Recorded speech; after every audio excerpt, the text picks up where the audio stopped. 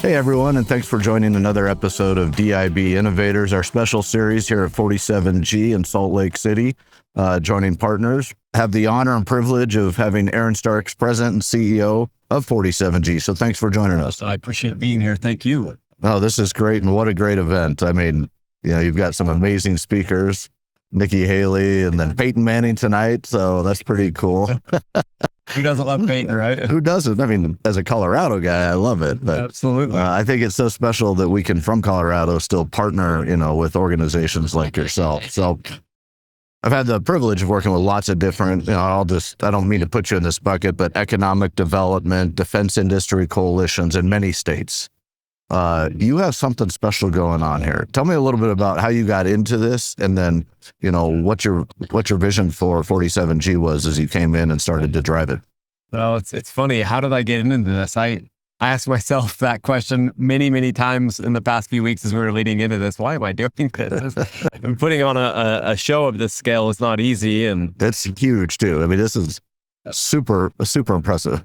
We're learning a lot. We're growing, and grateful to the team. My background is actually the private sector.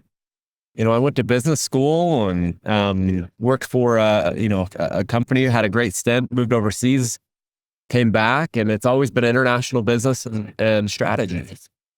And about 6-7 years ago, the governor, others in the state and I've always been involved, here and there with some economic development, community engagement, and started to hear more conversations that the governor and the legislature were being asked questions, tough questions from industry. Why is there not an organization convening this dynamic industry? Why aren't we promoting companies? Why aren't we advocating for their success? The culmination of all those conversations kind of led certain stakeholders to just kind of say, it's time we do something about this. Now here's why. 20% of Utah's annual economic activity is attributed to this industry: aerospace, defense, and space. That's impressive. It is. And people fly over our state and they think, oh, we love the mountains, we love the snow, they held the Olympics. But the truth is we're building something incredible here, and have been for 100 years, and it's this industry. We started building solid rocket motors in the West Desert in 1945. We tested napalm here during World War II, and then ultimately deployed it in Tokyo. Our history is so rich because of what Utah naturally offers. High elevation. We can put more pounds per payload into space than just about any state. We have been a recovery site for many space missions. And Hill Air Force Base and 12 other military installations has created this wonderful ecosystem where 500,000 jobs are impacted by this industry. So what you see before you, 120 companies exhibiting, 2,500 people at the summit, is just really an expression of everyone's commitment to say, hey, we want to double down during a historic period of time. And the Trump administration is saying space is a national security imperative. During a time when everything's about AI and cybersecurity and there's wars happening all around, Utah can be a place where we build and innovate, and the speakers here are moving that pace. Yeah, it's amazing. And so talk to them, what is the mission of 47G, and how is it different than, I would just say, other states, just like economic development coalition? Yeah, we're a bit unique. We're a private nonprofit, so we're entirely industry-led. That was important to me when we founded the organization. We have to be industry-led. And so we have 200 companies from around 8 states that invest in us. They pay an annual membership fee.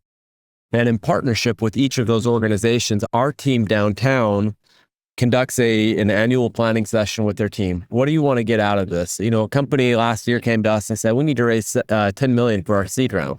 We went and helped them raise $10 million. We raised almost $40 million for companies last year because we put together a great network of family offices, private equity banks, and venture capital investors. But we are a public-private partnership to the state as well. So on one side of the house, we're doing everything an industry organization would be doing, connecting companies with buyers, partners, investors. But on the other side of the house, we are doing economic development work for the state of Utah. And so they appropriate us funds to accomplish the work that's important to the broader economic development strategy in the state, building a spaceport, creating an air mobility ecosystem ahead of the 2034 Olympics, and obviously proving out that we can mine and extract and produce rare earth elements here. So you bring those two sides together of the house, economic development, industry, it creates a powerful model. It does, and you can see it resonating. Went to the dinner the other night. Good. But you've got state congressional leaders and congressmen, as well as bank and investment leaders, and so it was really special to see. And then you've got obviously the companies, and so you've got a very great network, I think, of bringing just organizations and capabilities that don't just naturally convene together. You can have your venture groups that bring in a couple founders or companies, but they're not really tied to the state. And so it's really special to see that. And I thought that was, just a highlight to what you've built, Well, what we're building, you're a partner. What you guys are doing is incredible. We're grateful to have you in the ecosystem. We want to be the boots on the ground here in Utah and throughout the Intermountain West to help you guys grow as well. So it is very much about partnership. 47G is obviously the convener, but we build together, and that's just something we have to do. We have to build with industry, with academia, with our industry affiliates, and with government. And so that's going to always be the plan for us. Yeah. So what are you most excited about here if we look forward, a little bit? You've got a lot going on. Talk to me about a few projects that you think are going to be super special to start off with. I'll start with programs. And we define a program at 47G as any effort that takes longer term sustained efforts. And so zero gravity, this is an annual program, right? We want to get zero gravity to the point where we have 300 and 400 companies attending with 5,000 people. But importantly, it becomes an economic development opportunity for the state. So I would love to be able to capture and report deals transacted as a result of companies being here. Amazingly, we have 36 states represented here. Wow. In 5 countries. And we would have more, but the government shutdown hasn't made it easy on us. So I'm excited about where this goes. I'm also excited about our network of investors that we've created.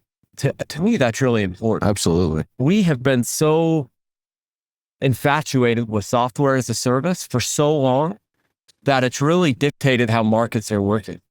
Specifically venture capital. For a fraction of the time, you can put money into a software as a service, any kind of enterprise software firm, and in 18 months, get a 10x multiple on your investment, right? It's great. We're in an era where we need to build. We need to protect.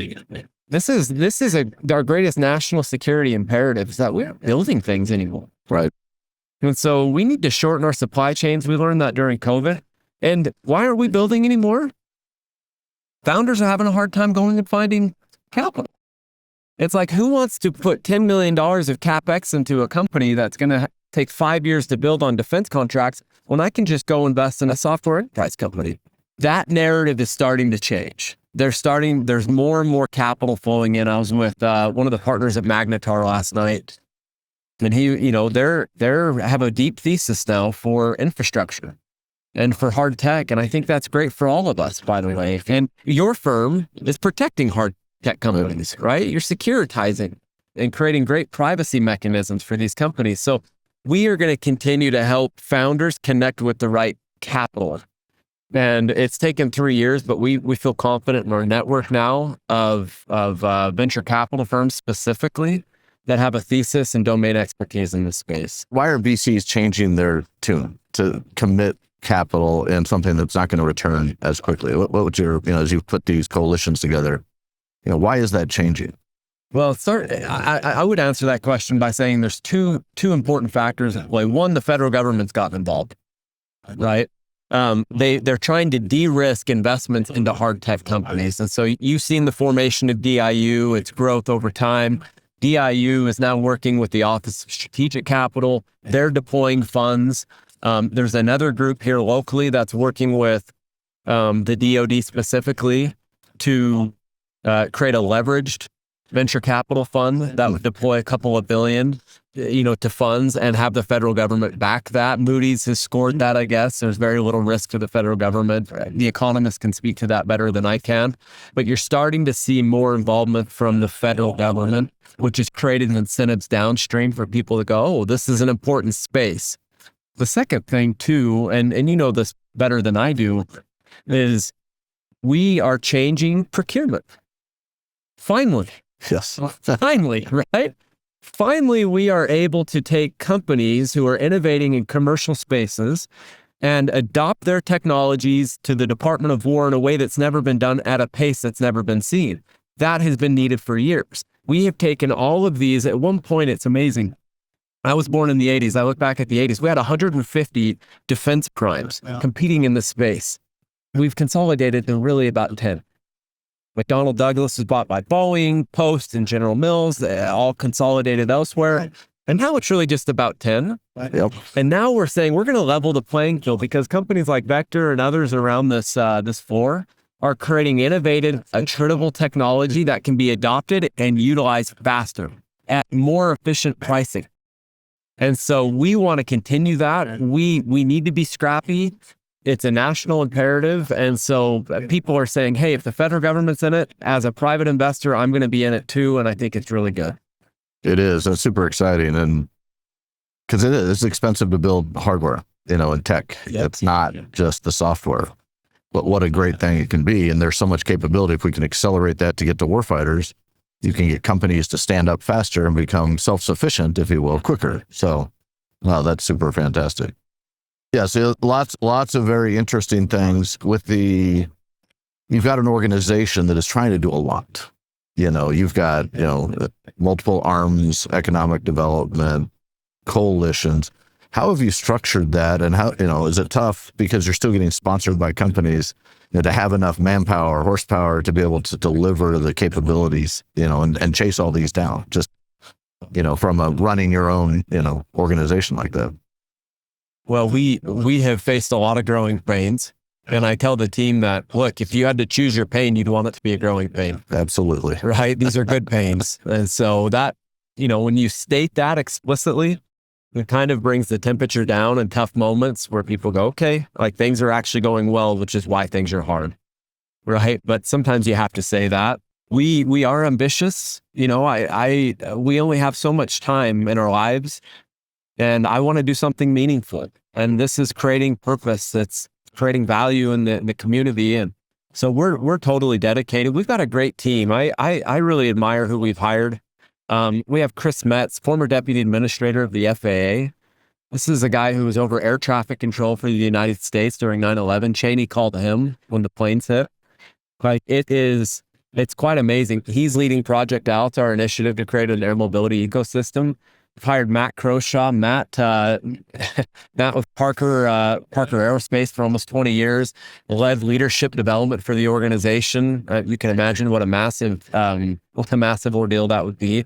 Corianne Edwards from the governor's office, we brought her in. So there's been some great talent brought to us, and the secret sauce is the culture that you have. Yeah, and the mission. And they're patient with me. So. Yeah.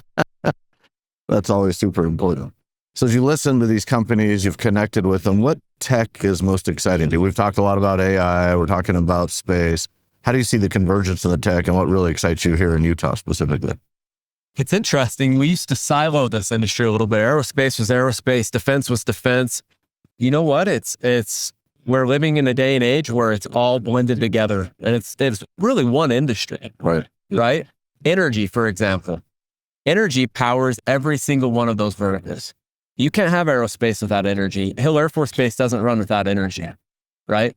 Advanced manufacturing during an energy outage, if you're machining a part and the power goes out, you're out millions of dollars on that part, right? So energy is the foundation of all of it.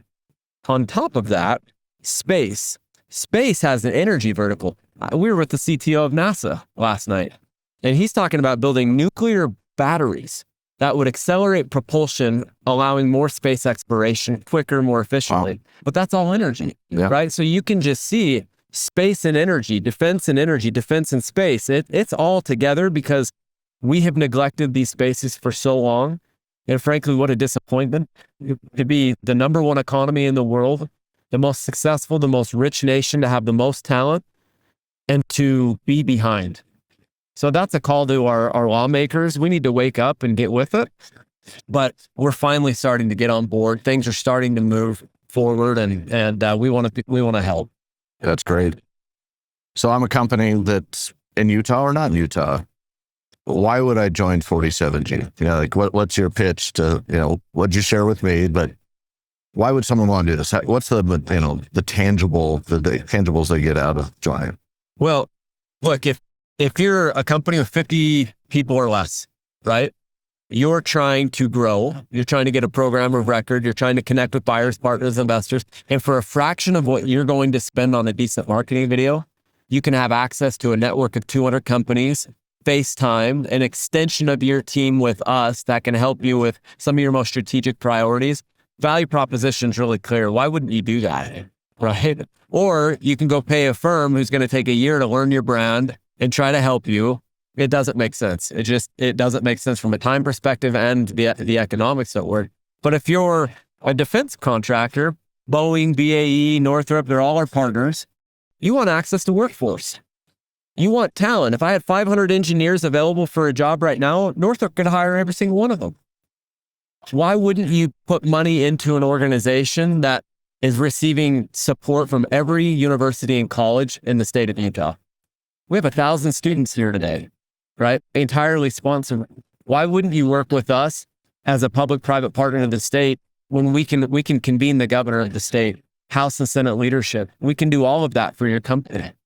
So to me, the value proposition is really clear. We've built something that's going to accelerate the growth of your company at an affordable rate. And we hope everyone sees the value. We think they do. I love it, you know, because the other state economic development programs, which is what you can be compared to if people don't really dig in, it's like, well, we'll get you a tax credit if you grow so many people. Yeah. You know, we'll help you with some tax credits if you build in our area. Yeah. We'll give you a grant. But what you guys offer is so much more. Yeah. And it does sound like an easy value prop, but it's tough for companies when they're thinking about spending money. It is. But yeah, But we never turn companies away. Like, you know, we base our pricing, you know, the investment on revenue, right? There's got to be we've got to create some equity, but we will never turn them away. You absolutely, you pay what you can, and we will grow your business so that next year you renew at the level you should be at. That's my approach. Everyone has a seat at the table. This is our state, our community. It's great. And how's that working? Have you had to do that? You know, we've had to. But they've always renewed at higher rates. Yeah. They're pleased. And if they're not, then they aren't a fit. And that's okay. That's the truth. You mentioned it, and I think it's great too. The piece of, you know, you're tying to the education system and workforce. Talk to me about your initiatives in that area. Yeah. You know, as you look at developing an industry, there's so many inputs, right? There's transportation logistics, there's tech transfer, there's commercialization, there's innovation.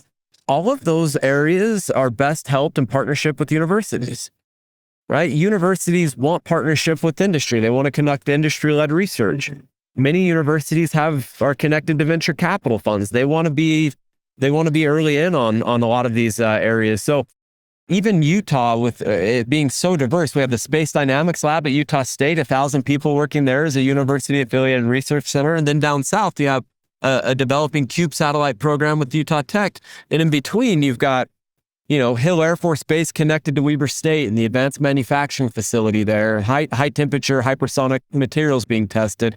The University of Utah with the Aerospace Hubs program and our R1 institution leading engineering, and BYU, who students continue to win national rocketry competitions.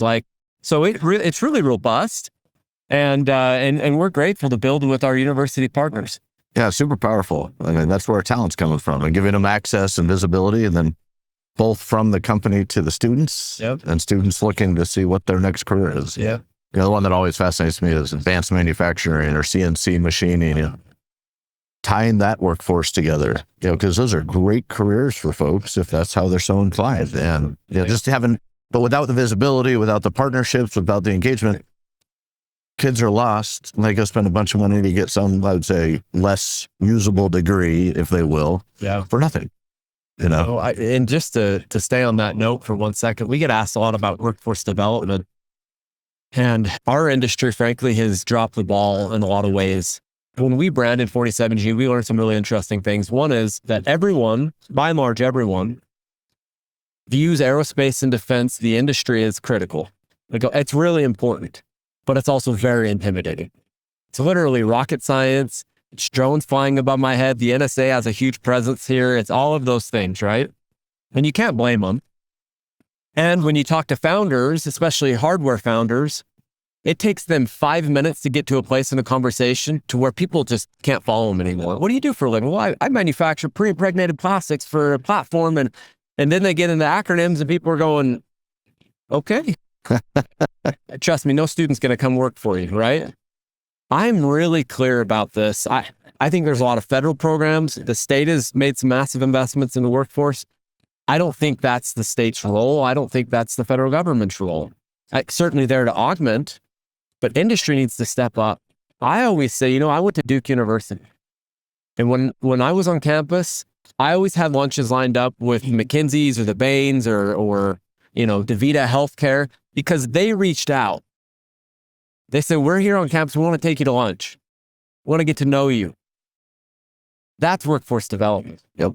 And so when companies come and say, well, we can't find enough engineers, I go, well, how many students are you taking out to lunch? And they look at me like, well, and I go, well, what? You're going to depend on the government to do it? If you take a student out to lunch, when they return from that lunch and you've connected with them on LinkedIn, they go, I know leadership at that company. I'm connected with them on LinkedIn. I know all about their company. The chances of them telling their friends and going to work for your company the probability is infinitely higher. Absolutely. Right? That's competing. Go out and compete. Well, by the way, there's not a cooler industry. I love it. That's a great perspective, because oftentimes you just work in the systems that have been established. And right now the system that's been established is wait till the government can solve the problem. But I think it's taken that step back, which you guys have done a great, from capital to all the different things you're putting together. That's a perfect example of, seriously, a visionary way to tackle it. Man. Let's freaking go. You have a background in international in a relationship strategy, and I'm just not familiar with it. Share me, are you connecting internationally at all? Do you have, how are you helping companies go international, or is that not something you're doing right now? It's an active, ongoing effort. In the past 3 years, we've taken 2 delegations to Ukraine. We signed an MOU with President Zelensky. We've done very well in Ukraine, helping companies sell into those markets. I've gone to India in partnership with World Trade Center Utah, which was an awesome trip. India's going to invest another $5 billion in defense, into the defense industry over the next 5 years. So we're excited about that. Their economy is rising as it is. We've been to Japan, we've been to South Korea, and we've been to Taiwan. And then more recently, we were just in Australia and New Zealand talking about the AUKUS agreement. So yeah, we do take cohorts of companies to markets that make sense and try and connect them with buyers, partners, investors. We work with commercial services, and sometimes we're fortunate to tag on to the trade missions led by the governor, and so we're active there. That's good. And how is the relationship with the governor? Does he reach out directly to you to engage? Does he see you as a true, extension of his capability to grow his government, or the state of Utah? We could not have done this without the governor's partnership. We just couldn't have. Right. This is how amazing things are. We had an OEM in the state last year, and trying to work on a large initiative, and we were talking about how it would impact the broader economy, mass transportation, et cetera. And so we're sitting in this meeting, the governor, the CEO, we were talking, and I said, Governor, we really need to work with the legislature to get some money appropriated to this infrastructure. It will attract industry. And he said, okay, we got it done. And so he spoke at our conference. We meet with his team regularly, and to me, that's one of the great things about Utah is that we're all within arm's length of each other. And so if I need something pressing, I can send a text, and they're good about responding. That's fantastic. Real quick, because I thought it was fantastic. 47G doesn't really apply to Utah. Where'd you come up with the name? It doesn't. It's really interesting. On surface level, it has nothing to do with Utah. Yeah. Unless it's kind of. I mean, there is a piece, but I've heard it's a great story. Well, it's we rebranded. We started. I was kind of brought in to found the organization. There were 2 other people who kind of had this concept, like, man, we've been working with the governor's office. There's a lot of conversation about aerospace and defense. We want to create an organization, Utah Aerospace and Defense Association. And naturally, when you create a title that's long, then we as human beings trying to consolidate that into an acronym. And so it quickly became UADA, UADA. So people were like, well, UADA, like, what is UADA? And I'm like, well, you ought to know by now. Like, well, you ought to, it was not, you ought to join. It was not great. It was not great branding. It was not compelling. So we went through a rebranding process, and the consultants who did the Utah Jazz's rebrand, they actually did ours. Oh, wow.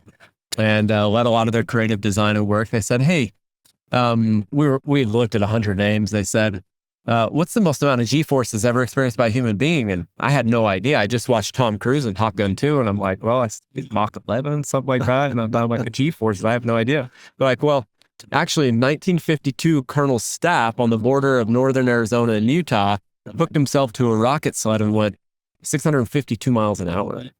46.2 Gs. Yeah, he did that in a very short distance too. So the acceleration to get there. How long was that? Amazing. To get there? It was like seconds. Yeah. Right? I mean, it's like a quarter mile or something. We got that fast. It is amazing. The original footage is on our website, and that rocket sled is in the Smithsonian in DC, but got off with minor bruising. And I said, oh, well, that's fascinating. They said, well, when did we settle the state of Utah? I said, well, 1847. They said, so what if the name was 47G? Going where no man's gone before, but paying homage to our pioneer ancestors, and it stuck, and we went with it. I love it. It's perfect. Well, if we wrap this up, anything else you want to share, or there's things you're excited about as you go forward? I'm just excited. I'm just excited to be alive at this time. There's so much technological innovation that's going to improve our lives. It's fun to see what people are doing. There's never been a more exciting time to live than now, and just a big thank you to everyone who's made this summit a possibility for us. It's truly a manifestation of partnerships. So we're grateful to you guys and grateful to others. Well, it's fantastic. Thanks so much, Aaron. Let's keep going.